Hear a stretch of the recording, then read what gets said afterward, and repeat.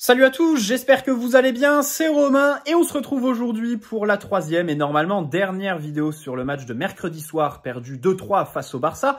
Tout ce que j'ai mis en brouillon devrait passer sur la seule vidéo d'aujourd'hui et ensuite on se retrouvera lundi pour l'avant-match puisqu'on sera à la veille du déplacement à Barcelone pour le match retour tant attendu. Commençons aujourd'hui par un point sur le calendrier, puisque le PSG ne joue pas ce week-end. Le déplacement à Lorient a été déplacé au mercredi 24 avril, après la réception de Lyon, pour nous permettre justement de mieux gérer l'entre-deux-matchs de Ligue des Champions. Et du côté du Barça, on va jouer en Liga, avec un match important, puisqu'à une semaine du Classico face au Real Madrid, il ne faut pas laisser passer de points. Parce que du coup, s'il s'impose ce week-end et lors du Classico la semaine prochaine, après le retour contre nous, ils pourront être de retour dans la course au titre, les Catalans. Donc, il y a un petit enjeu chez eux. Alors, pour nous, certes, du coup, il n'y a pas de risque de blessure par rapport à eux puisqu'on ne joue pas ce week-end. Par contre, il y a un impératif de travailler la tactique, les ajustements et la compo qui sera alignée mardi prochain, mais aussi physiquement. Physiquement parce que, évidemment, le PSG, dans l'intensité, doit répondre et n'a pas répondu mercredi. Donc j'espère que les séances vont être assez intensives pour les joueurs. Alors hier, ils étaient au campus PSG, les titulaires ont eu un décrassage, ceux qui n'ont pas joué, comme Hakimi suspendu, ou peu joué, comme Gonzalo Ramos, Colomani qui lui aussi n'est pas rentré, ils ont eu un entraînement un petit peu plus développé. Aujourd'hui, c'est repos. Ugarte a fêté ses 23 ans face à la Tour Eiffel. Mbappé est parti faire un tour pour les montres en Suisse. Et donc demain, dimanche, ça va s'entraîner au campus. J'espère qu'au-delà de la tactique, le staff va aussi insister sur cette question de l'intensité pour avoir des joueurs qui vont répondre présent parce que c'est quelque chose que tu perds à ne pas jouer ce week-end, ce côté athlétique. Voilà, revenons sur les prestations individuelles. On en était à Nuno Mendes, un match sur lequel il y a énormément de choses à dire et qui est plutôt clivant en fait, parce que c'est un latéral, un jeune joueur très apprécié des supporters et c'est normal parce qu'on a un crack intersidéral. De l'autre côté, parce que c'est un crack, tu dois être exigeant avec lui. Il a des défauts, notamment défensivement. Et donc, on va revenir sur son match avec le plus d'objectivité possible. Déjà, point positif, le duel avec Yamal. Dès le début du match, il a mis des tampons aux petits joueurs du Barça. Et dans l'ensemble, il l'a plutôt bien géré, même s'il le laisse centrer sur le premier but, là où il aurait pu avoir un intervalle plus resserré parce qu'il n'y a personne derrière lui, par exemple. Après, avec ballon, on a vu évidemment sa personnalité. Il a dénoté en première mi-temps avec Mbappé sur sa capacité à, par moment, faire des petits éclats. Le petit pont sur Jules Koundé, la vitesse, bien sûr, le coup de rein. Dès qu'il mettait un petit peu d'énergie, on voyait que la défense barcelonaise était mise à mal. Et c'est là qu'on peut vraiment avoir des motifs d'espoir sur la semaine prochaine. Parce qu'en plus, de l'autre côté, il y aura Hakimi qui lui aussi est très très remuant.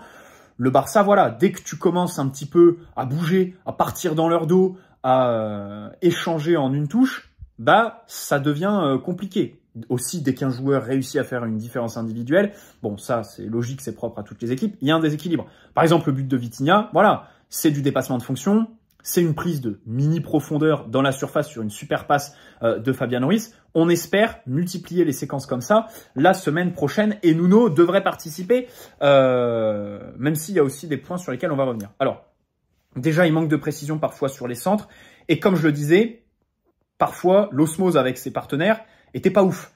La relation avec Mbappé, par exemple, j'en ai pas vu grand-chose mercredi. Avec Fabian et Asensio, bon, pareil, mais ça, c'est un peu plus... logique et lambda, on va dire. Par contre, là où j'aimerais m'arrêter, pour essayer d'équilibrer un petit peu son match, qui n'est pas parfait, très loin de là, c'est le deuxième but. C'est le deuxième but de Rafinha. Alors, bien sûr, une fois que tu as dit tout le bien que tu penses et qui est véridique de la passe de Pedri et de l'enchaînement aussi de Rafinha, qui est absolument exceptionnel, bah tu peux t'arrêter sur Nuno. Alors, c'est vrai que Rafinha venait de basculer à droite et donc arrivé sur Nuno, puisque après la sortie de Yamal, donc c'est ce qui a été fait. Mais le problème, c'est que personne n'a prévenu Nuno que Rafinha prenait la profondeur très bien, que Rafinha était un joueur rapide, qu'il se déplaçait à merveille. Nuno n'a pas vu en première mi-temps que Rafinha, de l'autre côté du terrain, a mis à mal Marquinhos, Lucas Hernandez, sur une séquence où il le dépose complètement, justement par sa vitesse et sa capacité à se déplacer. Et comme sur le premier but, où Nuno laisse centrer Yamal, Rafinha est le seul joueur qu'il a à gérer. Et au final, Rafinha se retrouve tout seul. Gros bémol pour Nuno quand même, hein, qui a une qualité de vitesse quand même pour suivre les appels. Donc sur ce but, c'est vrai que, alors bien sûr, il y a le dégagement de Donnarumma, tu sais pas trop pour qui il l'envoie, l'erreur technique de Beraldo aussi à la base des bases, mais Nuno aussi qui est à incriminer un petit peu parce que c'est un défaut aussi qu'on a déjà vu par le passé avec lui et qui me semble pas pertinent de mettre en perspective avec le fameux retour de blessure. Bien sûr, on garde en tête qu'il a eu un an d'absence et tout ça, mais mine de rien, ça fait plus d'un mois qu'il rejoue, même si c'est un peu par intermittence avec des staffs techniques qui prennent toutes leurs précautions avec lui. La réalité, c'est que voilà, la gestion de la profondeur, des appels, on l'a déjà vu par le passé, faillir un petit peu là-dedans. Après, il faut aussi noter, bien sûr, le sauvetage sur sa ligne en première mi-temps, sur le corner, là, et Rafinha, je crois, c'était déjà Rafinha, si je dis pas de bêtises. Non, Rafinha, c'est la frappe que Asensio repousse. Et aussi le corner juste après, hein, où il fait une intervention de la tête. Donc voilà. Vitinha, pareil, quelques petites choses à dire. Alors déjà, sur le premier but, il est à incriminer d'abord parce qu'à la fin de l'action, Rafinha est tout seul. Alors, il y a Marquinhos qui est absent, mais le joueur le plus proche de lui, c'est Vitinha, qui revient en trottinant. Pas beaucoup d'intensité dans sa course, et ça, on peut lui reprocher. Au début de l'action, il se fait un petit peu balader aussi. Et puis, en première mi-temps, trop souvent fixé par Gundogan, qui l'emmenait carrément sur la même ligne que ses défenseurs centraux. Alors, bien sûr, c'est un rôle assez difficile pour lui quand on n'a pas le ballon, parce que physiquement, au duel, il peut être dépassé. Et puis, face à un milieu du Barça qui se déplace très bien, il a pu être baladé un petit peu partout et au final, mal protéger sa défense. C'est vrai que si tu parles de manière brute, sur la composition, c'est logique de mettre Vitinha numéro 6. Sur la philosophie de Luis Enrique, pareil, il colle avec, parce que tu pars avec l'idée d'avoir le ballon le plus possible et le plus haut sur le terrain. Donc Vitinha n'a pas à jouer en phase placée, par exemple, et tu dois faire briller ses qualités avec ballon plutôt que sans la plupart du temps. Mais le problème, c'est que tu te heurtes à la réalité de l'effectif. Déjà, derrière, le manque de vitesse qui fait que la gestion de la profondeur est calamiteuse. Et à la relance aussi, le manque de fixation, à part Beraldo, les autres n'ont pas fait grand-chose à la relance. Et donc, derrière, bah, ça fait que Vitinha, quand il reçoit le ballon, il y a plus de pression sur lui parce que les défenseurs, le gardien, n'en ont pas forcément absorbé au préalable. Et puis devant aussi, hein, devant les relayeurs qui sont incapables, enfin, Ruiz et Lee, c'est terrible le constat que tu fais. Tu te dis, mais... Et en fait, c'est ça que je me suis dit jeudi matin, c'est la première pensée, quand je me suis réveillé, qui m'est venue à l'esprit, je me suis dit, ok, il y a de l'espoir, parce que retour d'Hakimi, parce que le Barça vont être obligés de faire un match différent à domicile, mais de l'autre côté, en fait, si on passe dans cette éventualité-là, est-ce que on est invité au top 4 européen, au dernier carré? Pourquoi pas en finale? Est-ce qu'on est invité face à des équipes style City, style Real Madrid, avec des relayeurs qui en fait n'ont pas du tout le volume de jeu, n'ont pas du tout l'apport technique, qui sont incapables d'imprimer le tempo, et ça c'est quelque chose de dramatique. Donc bien sûr, devant comme derrière, il était vraiment pas aidé. Alors là-dessus, je fais un lien avec le mercato parce que Guimarães, c'est exceptionnel. Ça fait très longtemps qu'on n'a pas eu un joueur pisté par le PSG qui colle autant avec nos besoins. Limite, il y a une couille, tellement c'est exceptionnel. Mais vraiment, hein, parce que déjà, Guimarães, tu peux l'imaginer en tant que relayeur. Donc là, il imprimerait le tempo. Ce serait un mec qui, à la course, au duel et tout ça, résisterait peut-être un peu plus. Hein, serait un joueur plus concret que Lee et Ruiz. Et donc permettrait à Vitinha d'être moins en responsabilité en 6. Il peut aussi jouer Guimarães tout seul en sentinelle pour mettre Vitinha relayeur ou d'autres joueurs. Et même aussi dans un double pivot avec Ugarte. Hein. Moi, Guimarães, s'il vient, j'imaginerais aussi un double pivot avec Ugarte. Pour moi, faut pas délaisser l'Uruguayen à l'avenir, même si aujourd'hui, en l'état, 60 millions sur le banc pour le match le plus important de la saison, alors que tu l'as recruté à un moment où tu ne connaissais pas ton futur entraîneur et que c'est un joueur un peu particulier qui, oui, sur le papier, c'est un fait, ne colle pas vraiment avec la philosophie de Luis Enrique, qui nous l'a d'ailleurs prouvé avec les choix qu'il a fait suite à ce gros début de saison d'Ugarte qui ensuite est tombé pas aux oubliettes, mais très très bas, même si ces derniers temps, il y a eu un petit rebond sur certaines séquences. Donc voilà, c'est vrai que Guimarães, voilà, ce serait une recrue exceptionnelle. Et donc pour revenir sur Vitinha, il faut aussi noter sa deuxième mi-temps, où il y a le but qui est fantastique, et au-delà de ça, 2 passes qui auraient pu être décisives pour Barcola et Dembélé. des déplacements beaucoup mieux sentis, à la récupération, une personnalité beaucoup plus affichée. Mais vraiment, hein, il a vraiment dominé. Alors, c'est vrai que de l'autre côté, Xavi fait rentrer Pedri, et là, tu te rends compte que oui, le crack intersidéral sur le terrain, c'est pas Warren, c'est pas Vitinha, mais c'est Pedri. Parce que, bah, au niveau mondial du football, c'est un mec, voilà, enfin, dans notre effectif, il n'y a pas grand monde qui rivalise. Son problème, évidemment, c'est les blessures, mais ça, c'est bien connu. Mais au-delà de ça, quand même, Vitinha, au-delà de l'entrée de Pedri, a quand même, à la récupération, vraiment pas été ridicule, et donc une très belle deuxième mi-temps pour lui.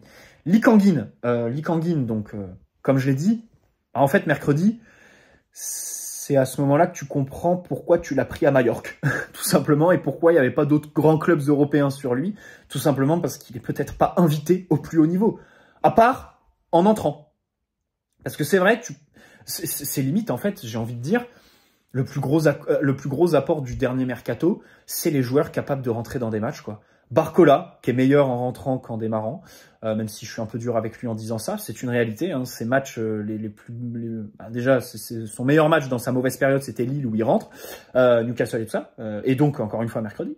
Lee, voilà, contre Milan et tout ça. Colomani, on peut dire ça aussi. Gonzalo Ramos, typiquement, il rentre parce que c'est quelqu'un qui va être capable de marquer sur une demi-heure de temps de jeu, mais le faire démarrer un match, c'est un peu moins évident parce que techniquement, c'est vrai qu'il peine à se connecter avec ses partenaires. Il y a des lacunes qui sont assez évidentes et extraordinaires. Bon, s'il y en a bien recruté l'année dernière qui ne réussit pas à rentrer dans les matchs, c'est Skriniar.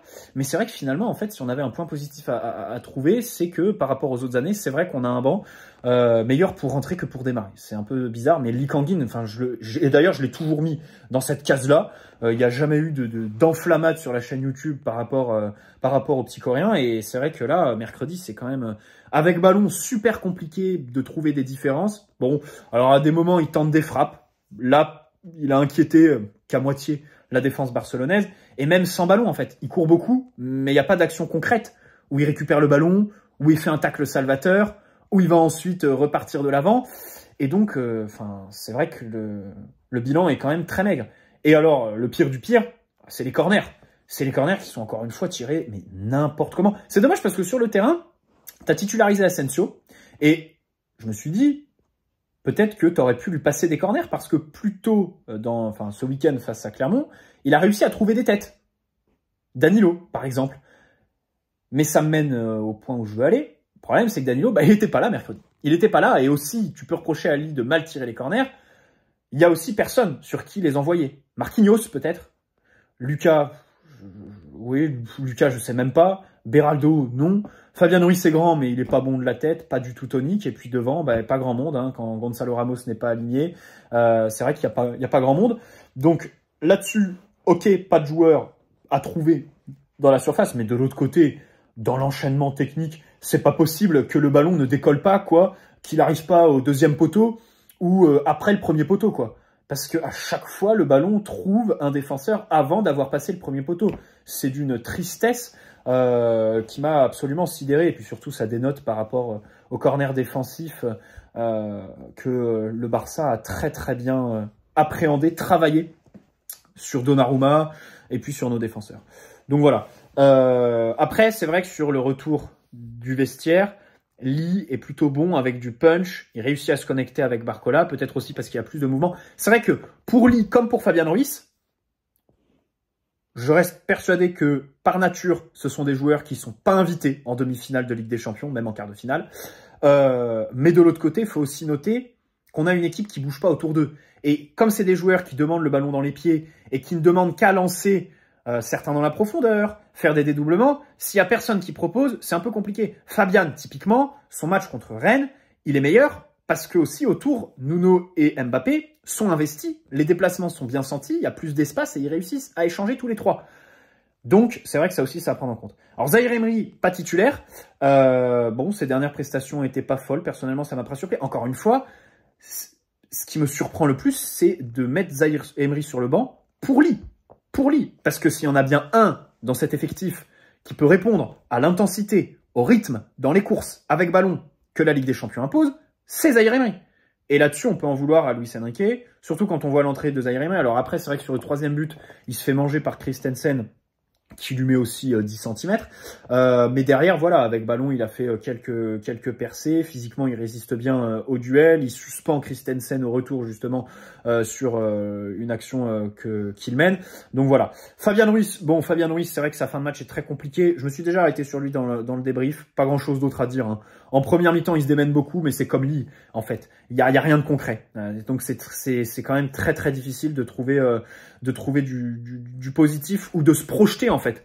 Moi, c'est ça, encore une fois, c'est la projection sur le top niveau européen, tout simplement. Hein. Tu en as déjà eu un aperçu mercredi, et ben ils n'ont pas eu le répondant, tout simplement. Et le problème, c'est que l'entame de match que tu maîtrises de bout en bout, sans pour autant te créer d'occasion nette, te fait dire, alors, est-ce que c'est le Barça qui rentre pas très bien dans leur match, qui manque de rythme parce qu'ils n'avaient pas joué depuis 10 jours, ou est-ce que c'est nous qui sommes pas capables, en fait, de faire ce qu'on fait pendant 15 minutes, plus de 15 minutes, parce que nos joueurs sont justement limités. Et cette hypothèse est à prendre en compte, hein, parce que ce genre de scénario, on l'a déjà vu, des gros débuts de match, et ensuite, au bout de 15 minutes, tu te dilates complètement. Match aller contre la Real Sociedad, c'est typiquement ce qui se passe. Et Fabien Ruiz était déjà sur le terrain. Bon, un poste de sentinelle différent de celui qu'il avait mercredi soir. Bref, Asensio, bon, je m'éterniserai pas sur son match, hein, un choix vraiment incompréhensible de la part de Luis Enrique, surtout qu'il a certes 90 minutes face à Clermont le week-end précédent, mais à un autre poste que celui qu'il avait mercredi. Et contre Marseille et Rennes, qui étaient les deux grosses préparations, il joue 40 minutes tout au plus, en cumulé. Aucun des deux matchs, il les démarre. Donc là-dessus, c'est absolument incompréhensible. Passons à Dembélé. Alors, Dembélé, sur le début de match, c'est là, encore une fois, où j'ai beaucoup de regrets sur ce premier quart d'heure, c'est que tu as Dembélé qui prend la profondeur quelquefois. Alors, Marquinhos qui le lance pas. C'est là aussi où on pourrait se dire, ça c'est par exemple une réponse qu'on pourrait faire à ceux qui nous disent oui, il faut que le PSG défende bas et fasse les contres pour envoyer Mbappé, Dembélé et tout ça. Moi, je veux bien. Mais est-ce que le PSG est une équipe qui sait défendre proche de sa surface? Alors c'est vrai que quand tu vois le déficit de vitesse de Lucas ou l'incapacité qu'a Beraldo à défendre à 50 mètres de ses buts, tu te dis peut-être que les deux seraient plus à l'aise à défendre bas. Mais au milieu de terrain, je suis pas sûr qu'un Vitinha, Fabien Ruiz, ce soit des joueurs capables de jouer recroquevillé. Nuno Mendes, Hakimi, pareil. Et puis surtout, quand tu récupères le ballon, les gens disent oui, il faut lancer Mbappé. Ben, très bien, parce qu'ils ont l'image de Mbappé lancer et tout ça. Mais avant de le lancer, il faut quelqu'un qui envoie la passe. Et le problème dans l'équipe, c'est que qui le fait en fait? Qui a cet instinct pour lancer les contres très rapidement et juste aussi techniquement, hein, parce que Hakimi, il est gentil, Hakimi, il avale les courses, mais techniquement, il est assez aléatoire. Et Marquinhos sur le début de match, donc auquel je faisais référence mercredi, il a Dembélé qui demande la profondeur, mais il le lance pas. Et malheureusement, Dembélé ne le fait pas sur la durée du match. C'est dommage, il aurait fallu insister, hein, parce que Cancelo est en difficulté quand il y a du mouvement avant le ballon. Les 1 contre 1 avec le ballon, il les a très bien gérés. Alors que face à Barcola, par exemple, en deuxième, qui bougeait beaucoup plus et qui recevait le ballon beaucoup plus lancé, voilà, c'était plus compliqué. Mais encore une fois, c'est vrai que le match de mercredi, en réalité, c'est un match déjà où Dembélé est annihilé complètement défensivement. Et ça, c'est assez rare cette saison parce que il a fait des mauvais matchs. Mais même dans des matchs où il a atteint des niveaux abyssaux en matière négative, il y a des séquences où il est très bon. Typiquement, San Siro. San Siro, deuxième mi-temps, attends, si mes souvenirs sont bons, il est pitoyable. Par contre, première mi-temps, il y a 20-30 minutes où il a un niveau, il fait un mal de fou à la défense de Milan. Et il donne des ballons de but à Mbappé, par exemple. Mercredi, on l'a pas vu. C'est vrai que là-dessus, alors il y a son but, certes, qui est aussi motivé par le changement. Il repasse sur le côté gauche avec Mbappé. Mais sinon, il a été cadenassé par le Barça. Et c'est vrai que c'est un peu le match des surprises et des paradoxes. Déjà, Rafinha, quand même, qui marque 2 buts et qui aurait pu en marquer plus, hein, parce que il y a la sortie de Donnarumma très tôt dans le match, sa frappe là sur la combinaison sur corner. Bon, sachant qu'il avait aucun but en Ligue des Champions avant ce match-là, le voir en marquer 2 et peut-être finir le match avec un triplé, ça dénote quand même, c'est plutôt surprenant. Je pense qu'il n'y a pas grand monde qui avait parié là-dessus. Yamal aussi, qui est plus discret que prévu. Pareil, ça c'est plutôt surprenant. Au milieu, on pouvait penser que le PSG allait se faire massacrer. Finalement, j'ai envie de dire, c'est pas un point positif, mais c'est un point où on n'a pas été laminé absolument. Alors oui, sans ballon, il y a eu des déplacements qui ont fait mal. de Gundogan par exemple. Mais avec ballon, bah, en fait, le Barça, ils allaient chercher Lewandowski plutôt que les milieux de terrain. Donc à partir de là, on peut pas me dire qu'il y a eu une suprématie technique, individuelle et tout ça dans les circuits de passe des milieux de terrain du Barça. Mbappé aussi nul, bien sûr, c'est surprenant. Et enfin, Cancelo qui tient très bien Dembélé, c'est vrai que bon, on avait un peu oublié ce côté-là parce qu'on pensait que Dembélé allait quand même réussir à faire plus de mal à Cancelo. Et surtout, quand tu vois ce que Barcola fait à Cancelo en deuxième mi-temps, alors c'est pas, il le martyrise pas, mais parce qu'il se déplace beaucoup mieux, Cancelo est quand même beaucoup plus mis à mal. Ça donne de l'espoir pour mardi prochain. Pour revenir sur Dembélé, le but est absolument fabuleux. Hein. Le but, il est complètement fou. Heureusement qu'au début de l'action, c'est Mbappé qui le lance. Hein. Quand il fait sa passe en profondeur, là, parce que la passe, elle est, enfin, si c'est pas Mbappé, le joueur, il va pas la récupérer, hein, parce qu'Mbappé, il va vite, hein, et il va la sauver du 6 mètres. Et donc après, Dembélé la reprend, crochet, frappe absolument incroyable du gauche. Le but est dingue. Mais c'est vrai que la passe initiale, ça m'a fait penser à sa passe décisive pour Mbappé sur le premier but à Saint-Sébastien, où en fait, tu te dis, est-ce que ça compte vraiment pour une passe décisive, sachant que c'est une passe trop profonde, que Mbappé se démène d'aller chercher, qu'il ne met pas dans de bonnes dispositions, et ensuite c'est Mbappé qui fait le gros du travail. Bref, et comme j'ai dit hier, le retour d'Hakimi mardi va faire énormément de bien avec sa capacité à proposer beaucoup de courses, de volume de jeu, bien évidemment, parce que le PSG en a cruellement manqué mercredi. Prestation d'Mbappé. Allez, terminons sur le Kicks. Donc, déjà les hors-jeux, on l'avait dit dans l'avant-match, le Barça les joue bien. Osimhen s'était fracassé là-dessus. Mais alors, à ce point, ça a été quand même, par moments, assez grossier. Enfin, Mbappé qui marche, qui est hors-jeu, le PSG qui récupère le ballon haut, et qui a donc un Mbappé qu'il n'est pas possible d'aller chercher parce qu'il est en train de marcher derrière les défenseurs, c'est des situations qui sont absolument lunaires. Défensivement, je note que la combinaison sur corner avec Rafinha qui tire et Asensio qui donc repousse le tir, c'est Mbappé qui est sur Rafinha au début de l'action, enfin qui est censé prendre Rafinha. Et il ne le suit pas, il le regarde en marchant, il le regarde tirer. Donc là-dessus, on peut se plaindre. Après, avec ballon, il y a des choses qu'on peut regretter parce que bien sûr, les ballons que Mbappé a touchés, la plupart n'étaient pas très bons. On peut déjà regretter pas avoir fait assez de renversement sur lui. Ça, c'est quelque chose sur lequel j'ai insisté dans la vidéo d'hier. Je continue. Mardi, il va falloir renverser beaucoup plus. Son entente avec Nuno, comme je disais, pas forcément optimale. Quand il avait le ballon, Nuno parfois arrivait un petit peu en retard. Ok, en deuxième mi-temps, la réalité, c'est que Luis Enrique fait un ajustement aussi pour mettre Mbappé dans de meilleures dispositions, en le rapprochant de Dembélé sur ce côté gauche. Mais en première mi-temps, j'ai pas compris pourquoi Mbappé, encore une fois, ne s'est pas déplacé un peu plus vers la droite. Ça, c'est un reproche qu'on lui fait à chaque mauvais match.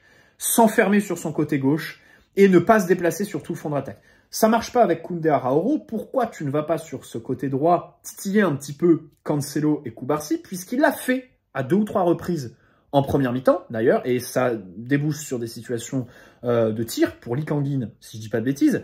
Et puis voilà, tu es du côté de Dembélé, tu sais très bien que Hakimi n'est pas là, donc qu'il y a un vrai déficit par rapport aux autres matchs qu'il faut combler.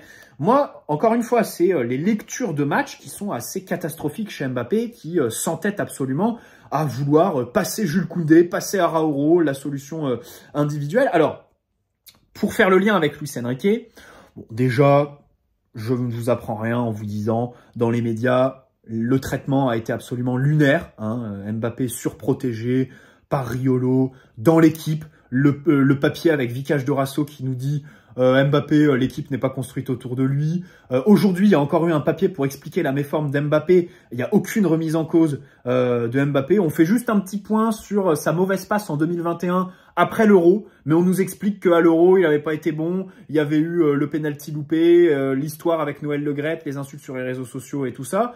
Ok, pas de problème, je remets pas ça en cause, bien évidemment. Mais enfin, avant le penalty loupé, si on revient sur l'Euro, il y a 4 matchs dans lesquels il marque pas. Et face à la Suisse, un de ses pires matchs de sa carrière. Je trouve qu'on a passé un peu trop sous silence. Parce qu'à côté, il gâche quand même une célébration du football avec les prestations de Benzema et Paul Pogba. Le match de Paul Pogba face à la Suisse, je sais pas si on s'en rend. Alors, c'est peut-être mon côté nostalgique qui parle aujourd'hui.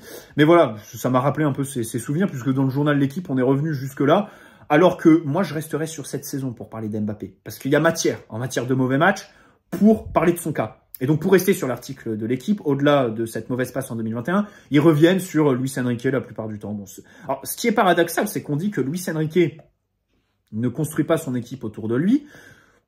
C'est peut-être vrai, mais je suis pas d'accord à 1000%. Enfin, je suis pas d'accord parce que de l'autre côté, mercredi soir, j'ai surtout vu une équipe, en fait, qui offensivement... moi, je pose la question. Quel était le plan de jeu offensif du PSG mercredi? À part passer la balle à Dembélé et Mbappé. Ben, en fait, je suis sûr que tous les Riolo, Vicage Dorasso et tout ça, ils ne sauront pas me répondre, en fait. Parce que la réalité, c'est que oui, peut-être Luis Enrique, mais pas dans les meilleures dispositions Mbappé, mais de l'autre côté, il le responsabilise quand même. Il dit à ses joueurs de lui passer le ballon. Et mercredi, on le cherche, limite de manière caricaturale. Et là-dessus, bien sûr, je ne peux pas omettre une influence du staff technique. Alors, sur d'autres matchs, sur d'autres séquences, on a vu des joueurs ne pas passer la balle à Mbappé et opter pour l'option personnelle, Barcola, Vitinha. Mais sur le match de mercredi, bah en fait, on a trop cherché Mbappé à des moments où il fallait pas le chercher. Et limite à des moments où on devait lui passer la balle, bah on a pris l'option individuelle. Donc là-dessus, c'est vrai que je nuancerais en fait un petit peu. Mbappé fait partie du plan de jeu. Hein. Mbappé n'est pas isolé sur son côté gauche comme on voudrait nous le faire croire. Hein. Le staff technique a demandé aux joueurs, voilà, enfin, je suis désolé, le plan devant, c'était ça. C'était ça. Et c'était trop prévisible, bien sûr. Alors, pour Luis Enrique au retour, l'enjeu, c'est encore une fois de lui donner des libertés. Il faut absolument qu'Mbappé se déplace sur le front de l'attaque. Il ne faut pas l'enfermer sur ce côté gauche. Alors, je ne sais pas à quel point c'est Mbappé, parce que lui est très têtu. Lui a des lectures de match qui sont catastrophiques. Et donc, il s'enferme sur son côté gauche. Mais aussi, de l'autre côté, il faut mettre le curseur au bon endroit aussi avec le staff technique. Qu'est-ce qui lui a été demandé sur ce match ? Voilà, il faut absolument qu'il désorganise cette équipe puisqu'à chaque fois, il fixe 2 joueurs minimum, voire 3. Sur des séquences, il y a Sergio Roberto qui revient. Et donc, s'il se déplaçait un peu plus de gauche à droite, bien sûr que ça libérait beaucoup plus d'espace pour le porteur, au moins sur ses appels à vide. Et enfin, je terminerai dans une dimension plus critique pour revenir sur tous les discours, là, Mbappé pas dans les bonnes conditions. Donc, je vous ai donné mon avis, voilà. Je ne trouve pas qu'Mbappé soit délaissé, tout simplement, dans ce... Justement, je trouve que le PSG l'a limite trop cherché de manière caricaturale, en fait. Moi, j'ai vu un PSG où le plan de jeu, c'était passer à Dembélé et Mbappé, en fait. Et c'est ça qui m'a pas plu, en fait. J'ai pas vu un PSG, les milieux se projettent, occupent le demi-espace, Mbappé fait des appels à vide pour libérer de l'espace dans les 18 et donc on prend des situations de frappe à l'entrée de la surface, on se projette dans la surface. Les heatmaps de toucher de balle nous montrent qu'à l'entrée de la surface, voire même dans la surface, dans l'axe du but, on a touché quasiment aucun ballon et ça c'est d'une tristesse abyssale, voilà. Et pour moi ça témoigne voilà d'une volonté d'aller toucher Mbappé, enfin l'ajustement d'aller mettre Dembélé plus proche de Mbappé. Si ça, c'est pas le mettre dans des bonnes conditions, je ne sais pas ce que c'est. Hein. Et alors, bien évidemment, je vais reprendre tous les discours.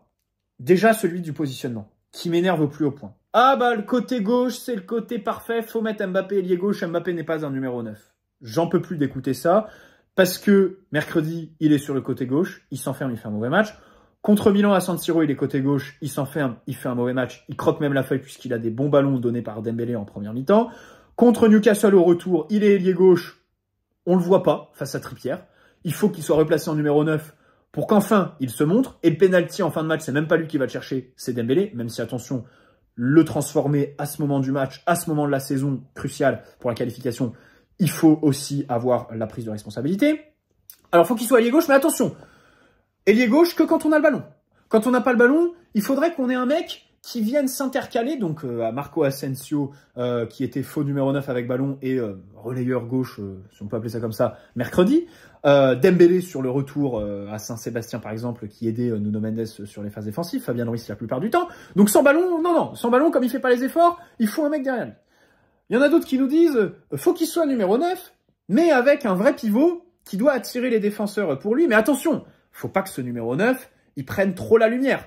Faut pas que ce soit quelqu'un qui stats, faut pas que ce soit une superstar, parce que les superstars, Mbappé, bah, il en veut pas. Sinon, monsieur, il est pas content. Et contre Newcastle, le 4-1 début octobre, on joue comme ça, hein, le 4-2-4. Mbappé, il est numéro 9, avec Gonzalo autour de lui. Voilà. Et il fait un de ses pires matchs au PSG. Finalement, tout ça pour dire que, en fait, c'est pas tant une question de position que d'attitude pour Mbappé, qui, fait ressentir une forme de déconnexion du match qui est très frustrante, très énervante, des lectures de match assez catastrophiques. Hein. Typiquement, quand tu vois que tu réussis pas à passer, alors tu peux aller chercher d'autres zones. Je rappelle qu'il a quand même été champion du monde en 2018 sur le côté droit. Encore une fois, je comprends pas pourquoi Mbappé, à l'échelle d'un match, ne se dépasse pas plus d'un côté à l'autre. Mais bon, c'est comme ça. Tu peux aussi aller titiller Araújo, te rapprocher de l'axe pour essayer d'avoir le carton jaune de l'Uruguayen qui le suspendrait pour le match retour. Mais bon, et ensuite on nous dit, avec Luis Enrique, ils se prennent la tête, donc il est pas bon mentalement. Mais face à l'Allemagne et au Chili, c'était pas Luis Enrique sur le banc. Hein. C'était Didier Deschamps qui l'adore. Hein. Voilà. Et puis, il n'y a pas que Luis Enrique au club, en fait. Il y a des supporters avec qui je suis sûr il aimerait partir en bons termes. Et pour un dernier match, enfin, pour un potentiel dernier match de Ligue des Champions au Parc, c'est quand même pas glorieux. C'est quand même pas glorieux. Et puis surtout, si on fait l'état des lieux, en fait, en Ligue des Champions, il y a eu peu de communion avec les supporters au Parc des Princes. Hein. Les exploits face au Barça, face au Bayern, déjà, il y a un doublé à l'Allianz Arena et un triplé au Camp Nou, à l'extérieur, pas au Parc des Princes et en période Covid, donc sans supporters. Le retour à Dortmund, même s'il n'y a pas de supporters au Parc des Princes, la communion juste après, en dehors du parc avec Di Maria et tout ça, bah, Mbappé, il n'en est pas puisqu'il n'est pas sur le terrain ce soir-là. 2019 contre Manchester, c'est le leader de l'équipe au match aller, c'est à Old Trafford, pas à domicile en réalité. Et au retour, bah, on connaît tous le match qu'il fait. Donc, c'est vrai qu'en vérité, il n'y a pas eu de... Enfin, si, bien sûr, il y a le but au match aller contre le Real il y a 2 ans, hein, et tous ceux que j'ai cités en période Covid. Mais c'est vrai qu'au final, des moments marquants de Mbappé avec une communion et tout ça en Ligue des Champions avec le Parc des Princes, bah, c'est pas si évident à trouver, en fait. Donc, j'espère que on se qualifiera mardi et que en cas de demi-finale retour donc au Parc des Princes, Mbappé aura le droit justement à ce moment ultra marquant. Je pense que lui ne pense qu'à ça pour essayer de sortir par la grande porte. Et on va pas se mentir les gars, c'est ce qu'on souhaite. C'est ce qu'on souhaite. À un moment donné, voilà, je veux bien critiquer Mbappé, mais bien sûr que s'il peut nous emmener en Ligue des Champions en finale, si on peut pas, enfin partir avec le parcours le plus abouti possible, on prend. Voilà, bien sûr. Et il y a une autre question. C'est ceux qui nous disent, et c'était encore dans l'article L'Équipe aujourd'hui, il a été mis sur le banc, et donc il a perdu le rythme, il a perdu l'intensité. Mais ça, je crois que c'est le pire truc que j'ai jamais entendu. Mais ça, c'est un truc, mais s'il y en a un qui s'amuse à dire ça en face, je sais pas ce que j'aurais fait. Je sais pas si on se rend compte, c'est manquer de respect à Mbappé, en fait. C'est même pas à nous, c'est à lui, en fait. Lui trouver cette espèce d'excuse à la con, mais enfin, en face, le Barça n'avait pas joué depuis 10 jours. Il y avait des joueurs qui revenaient de blessure qui n'avaient pas joué depuis plus d'1 mois. Frankie de Jong. Nuno Mendes, hein, qui créait plus de décalage que Mbappé sur la première mi-temps. Après 1 an de blessure, on en pense quoi de ça? Et Barcola, pareil. Barcola qui créait plus de danger qu'Mbappé en 20 minutes, alors qu'il sort de 2 semaines de convalescence qui ont dû être précipitées pour qu'il revienne, je pense. Qu'est-ce qu'on en pense, en fait? Pedri, 5 semaines d'absence, boum, le geste juste sur son premier ballon. Pardonne-moi, mais c'est vraiment la pire des excuses. Et puis surtout, enfin, la mise sur le banc, ok. Enfin, il y a des matchs où il a démarré sur le banc, mais de l'autre côté, il avait pris un sale coup aussi face à Brest début février. Et puis, il débarque pas tous les matchs sur le banc, quoi. Quand il sort, enfin... c'est à la 60e, 70e, à part contre Monaco où c'est à la mi-temps. Donc, enfin, une excuse, mais délirante. On nage en plein délire. Bref, j'espère que cette vidéo vous aura plu. N'hésitez pas à poser un like si c'est le cas, vous abonner si ce n'est pas déjà fait. Et donc, on se retrouve lundi, parce que là, bon, je pense qu'on a un peu tout dit hein, sur ce match aller. Lundi pour l'avant-match. Et puis, je vous souhaite à tous un très bon week-end. Et puis, voilà, donc à très vite les gars. Et puis, ciao tout le monde. À les paris avant tout. Ciao.